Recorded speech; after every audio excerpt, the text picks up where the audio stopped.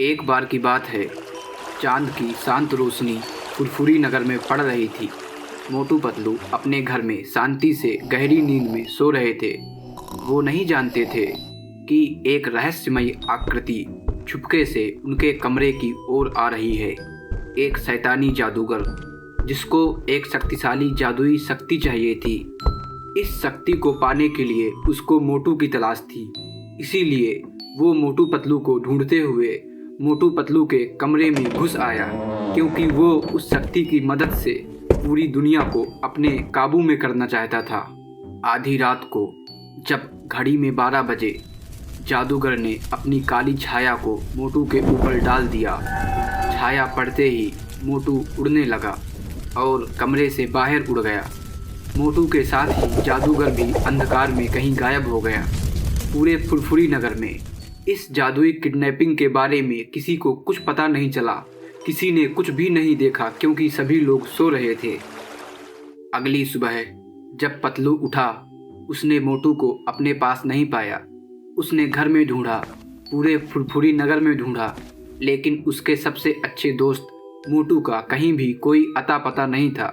काफ़ी परेशान होने के बाद थक हार कर पतलू ने महाज्ञानी बाबा से मदद लेने का निर्णय किया। महाज्ञानी बाबा, जो अपने ज्ञान और अद्भुत शक्तियों के लिए जाने जाते थे, लोगों का मानना था बाबा सब कुछ जानते हैं।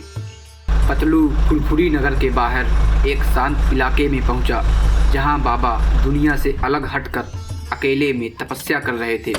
बाबा ने अपनी कुटिया के चारों तरफ एक जादुई कवच लगाया हुआ था, ताकि कोई भी बुरी शक्ति या आदमी उनको परेशान ना कर सके। लेकिन पतलू को परेशान देखकर बाबा ने कवच हटा लिया और पतलू को अपनी कुटिया के अंदर आने दिया। पतलू ने बाबा से कहा, बाबा, मेरा सबसे अच्छा दोस्त मोटू आज सुबह से गायब है। मैंने उसे हर जगह ढूंढा, लेकिन वो कहीं नहीं मिला। प्लीज़ मेरी मदद कीजिए, कहीं उसको कुछ हो ना जाए।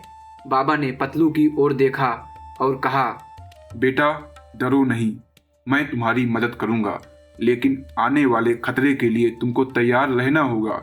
खतरा बड़ा है, तुम्हारे साथ कुछ भी हो सकता है। बाबा ने अपनी दिव्य दृष्टि से देखकर बताया, जब कल तुम सो रहे थे, तुम्हारे दोस्त मोटू को एक शक्तिशाली शैतानी जादूगर अपने साथ ले गया है, ताकि वो मोटू का दुरुपयोग करके पूरी दुनिया को अपने काबू में कर सके। लो, इस जादुई पत्थर को पकड़ो। मोटू को बचाने के लिए बाबा ने पतलू को एक जादुई पत्थर दिया और कहा, बेटा, ध्यान रहे, वो जादूगर अमर है, उसको मारा नहीं जा सकता। लेकिन जहाँ जादूगर बैठता है, उसके पास ही एक पेड़ है। पेड़ में हमेशा एक कौवा बैठा रहता है। उस जादूगर की आत्मा उसी कौवे के अंदर है। अगर तुमने कुछ भी करके इस जादुई पत्थर से उस कौवे को मार दिया, तो जादूगर भी मर जाएगा। पतलू ने बाबा से कहा, आप बहुत दयालु हैं, जो आपने मुझे ये सब बताया, मेरी मदद की। मैं आपका एहसान कभी नहीं भूलूंगा। लेकिन मैं उस जादूगर और उसके कौवे के पास पहुंचूंगा कैसे? मुझे नहीं पता जादूगर कहाँ रहता है।